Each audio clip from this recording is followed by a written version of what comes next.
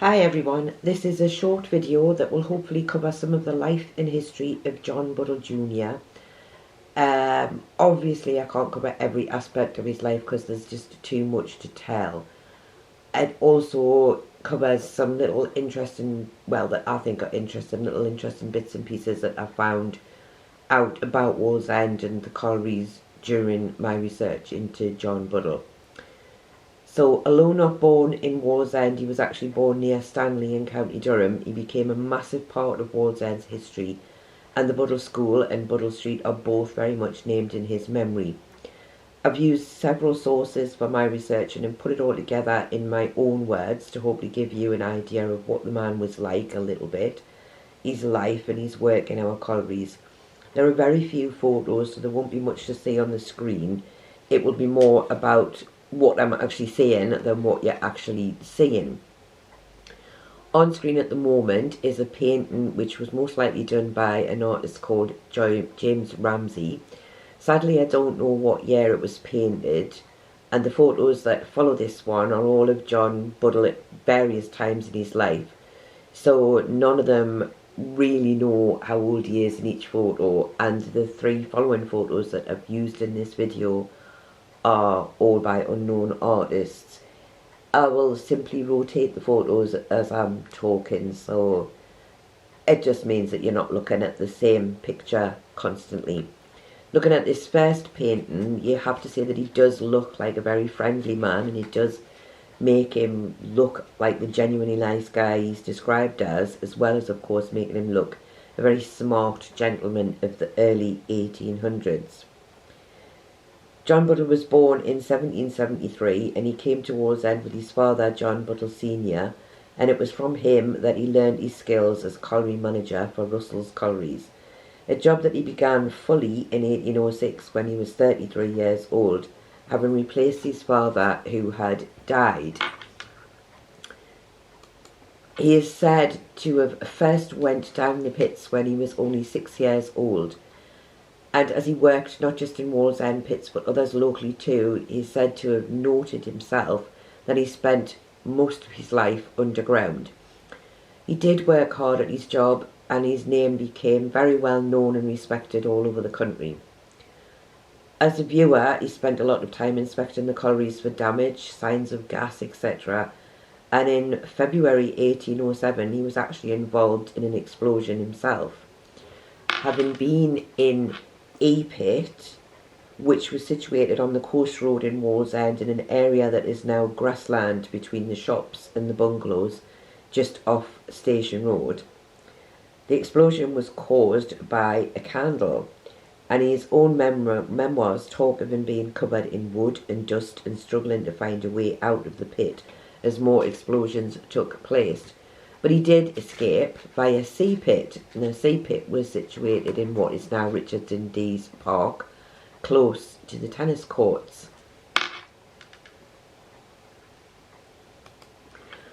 On another occasion in March 1811, around about the 19th, John Buddle, in his own actual diaries, memoirs, whatever you want to call them, he talks of the fear of Wallsend residents when they had heard rumblings and felt their homes shake, and a strange white vapour was seen for quite some time coming out of F Pit. F Pit was situated near Battle Hill Drive, and this was followed a couple of days later by people finding that the doors in their homes were stuck and that cracks were appearing in the walls and flags on the ground were parting at the joints. I can't even begin to imagine how that must have felt, wondering if your home was going to collapse around your ears or even fall into the depths of one of the local colliery shafts. Obviously there was lots of colliery shafts under the homes in Wallsend, and having recently looked at a map from around about 1814 of the village green, there wasn't a lot of houses around, so obviously the majority of people would have been living quite close to the pits, so it would have been felt by a lot of people and must have been quite terrifying. John Buddle spent the majority of his life working to find safer ways to work in the collieries, and the Davy lamp is one example of something that he actually worked on, and he was always on hand whenever he was needed. He didn't hide away. He helped and tried in what can only be described as the very best that he possibly could to make things better for all of his workers.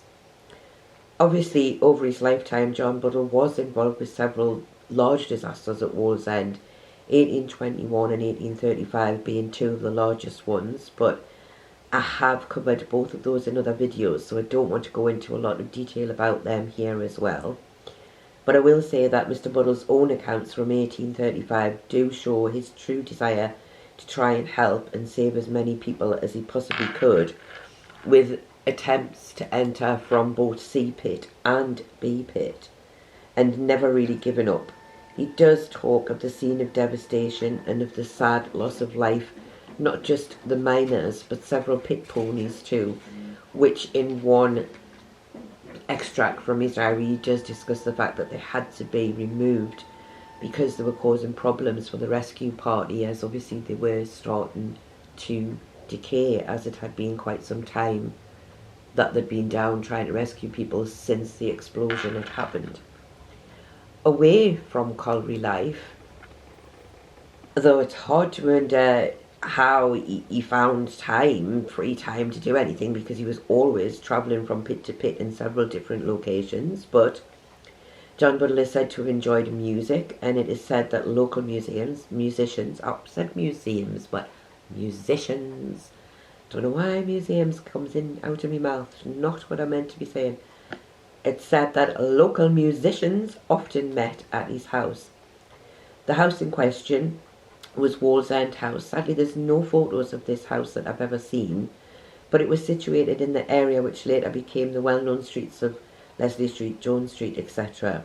I don't imagine it to have been a small house, but sadly imagination is all I've had. But we can assume that a man of his stature would not have lived in a small pit house as his workers had done. That just wouldn't have been the done thing.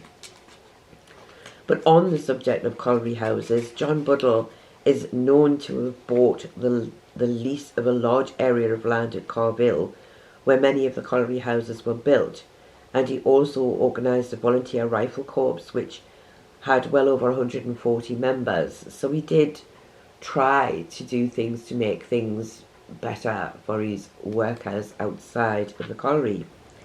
In 1842 he was appointed as steward for Northumberland at the Newcastle Infirmary. This was a position which actually allowed him to appoint physicians to the hospital, and he also donated money all his life to several different causes such as money for widows and orphans from colliery disasters, and something which did surprise me because I didn't know anything about this, he also donated to the cost of the building of Penshaw Monument in memory of his friend George Lambton. As an employer, he was very well liked and respected. He paid good wages and always took care of the widows and orphans of those who had sadly lost husbands, fathers, sons, etc. in the dangerous world of mining. And along with his sister, he would always be willing to listen to anyone's problems or worries and would give out advice when needed. He does seem to have been a very approachable man. He was taken ill on October the 7th, 1843, and up until the 5th of October he had still been actively working.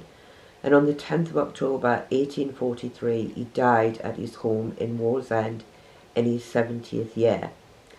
I don't know his actual cause of death, as I don't think it's ever been made public, but if it has and someone knows, maybe they can let me know what it was.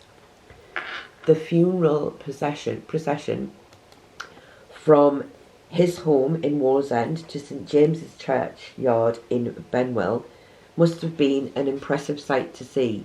It certainly showed how well liked and respected he was in the area. It was led by 50 men on horseback.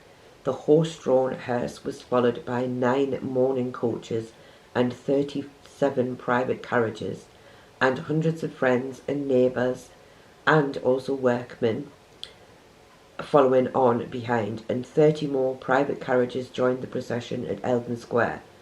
Colliery workers also joined the procession from Wallsend to Benwell, and it was said to be something that had never been seen in the area for someone who was not actually royalty. As said before, he's buried in St James's Church at Benwell, and I don't have a photo of the grave. I hope one day to be able to go up and take a photo of this, but the church, like many other churches in our area, is not open daily, and their opening times are quite difficult to work around, so I will have to try and get to see it one day. Soon after John Buddle's death, the story was told that coal was found in his grave. It seems that there is some truth in this tale. He is indeed buried in coal, because apparently Benwell is one of the few places on Tyneside where the high main seam outcrops at the surface, and his burial vault is dug into this seam. He himself had planned the vault and also donated the land to the church so that it could be built, so he was fairly certain that this was something that he was going to do, be buried in coal, which is something that he had worked in all his life.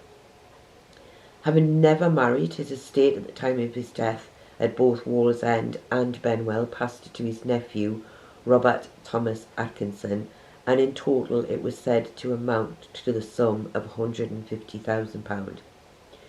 Obviously, that was an extremely large amount of money at that time. I hope that you have enjoyed this short little video. As I say, it was never meant to be a biography of his life, just a little bit of information about John Buddle and some little interesting stories about what he wrote about Wallsend and what he wrote about the disasters, etc. I could obviously have added a lot more to it, but it would have been very boring, and I don't think anybody would have wanted to watch it. But anyway, as I say, I hope you enjoyed it, and thanks for watching.